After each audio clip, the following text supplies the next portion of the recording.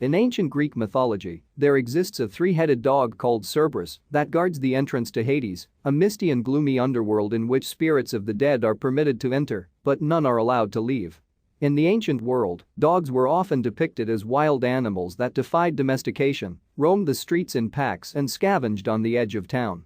The mythical Cerberus incorporated not only the feared qualities of the ancient canine, but was a strange mixture of several creatures in one, and a nightmarish sight to behold. The Greek hellhound Cerberus. The name Cerberus comes from the Greek Cerberus, meaning spotted. To the Greeks, Cerberus was a monstrous three-headed dog, or hellhound with a serpent's tail, a mane of snakes, and a lion's claws. His three heads were thought to represent the past, the present, and the future, while other sources suggest they were symbolic of birth, youth, and old age. The most potent ability of Cerberus was his look, which was so dreadful that anyone who looked upon him was immediately turned into stone. It was said that Cerberus had razor-sharp teeth and a poisonous bite. The poison that drips onto the ground sprung up as a plant that is known as the wolf's bane. This hellhound had even more terrifying parents. The father of Cerberus was Typhon, the mightiest and deadliest monster in Greek mythology, as well as a god. A huge fire-breathing dragon said to have glowing red eyes. Cerberus and Orpheus. Cerberus's primary role was the watchdog of the Greek underworld and faithful servant to the god Hades. His main haunt was along the banks of the river Styx, a river forming the boundary between Earth and the underworld. He guarded the gates of Hades and prevented the dead from escaping and the living from entering without his master's permission. Chained to the entrance gates of Acheron, another river of the underworld, Cerberus fawned on the dead or new spirits as they entered, but would savagely eat anyone trying to pass back through the gates and return to the land of the living without permission. Cerberus is featured in several mythological stories as a hellhound, and there are even a couple of myths in Greek mythology where a hero gets the better of the beast.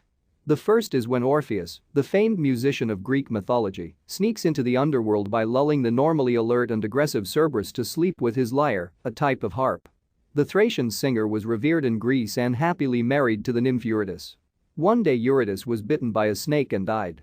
Orpheus was so grief-stricken by his loss that he stopped singing and playing altogether. He then decided to risk his own life in a desperate journey to the underworld to try and rescue Eurydice.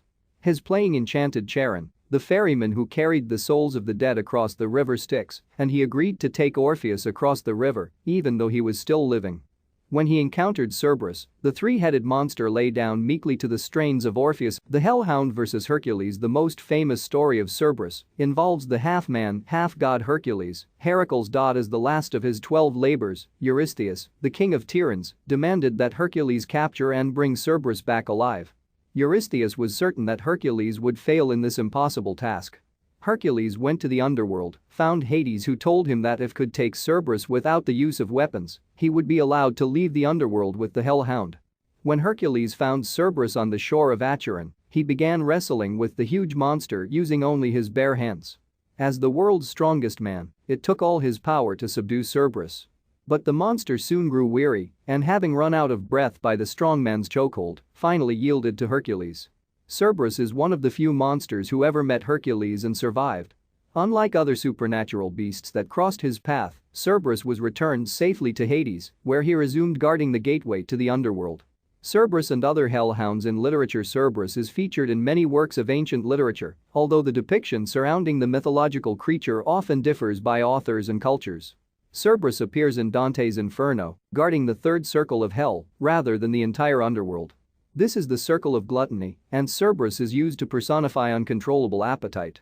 Cerberus is also featured in many prominent works of Roman literature, most famously in Virgil's Aeneid, and the story of Orpheus in Plato's Symposium, and in Homer's Iliad, which is the only known reference to one of Heracles' labors which first appeared in a literary source. Norse mythology has